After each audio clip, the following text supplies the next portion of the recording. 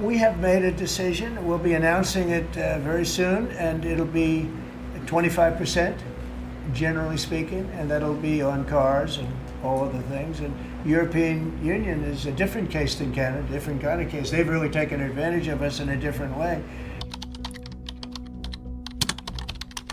There's certainly a significant change happening in trade relationships in the West between the US and Canada, the US and Mexico, the US and Europe.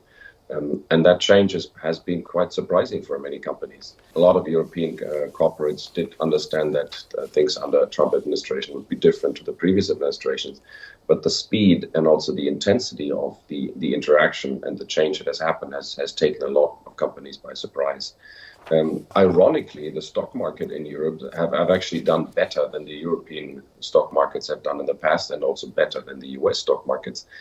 And so has the Chinese stock market. So that's the irony, that even though we have more disrupted global supply chains and we're talking about more geopolitical tensions, we understand that the companies, both in Europe and in China, seem to be having a better outlook than before. So that irony is difficult to explain.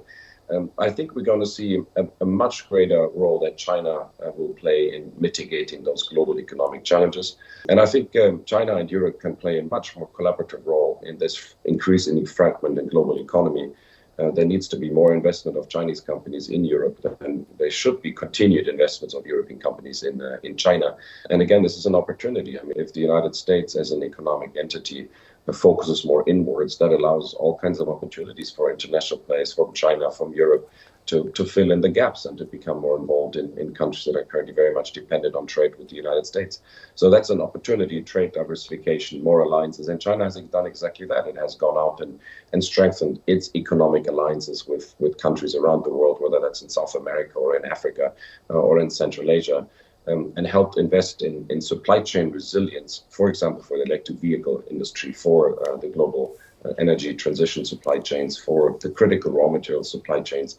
And with its leadership in sustainability and green technology, China brings more than just money, right? It brings innovation, it brings digital transformation capacity, it brings the ability to scale industries rapidly. And I think in combination with some geopolitical leadership and diplomacy, this gives China a very, very interesting role today in strengthening alliances that may be neglected by the rest of the world. So great opportunities for Chinese companies and also for European companies.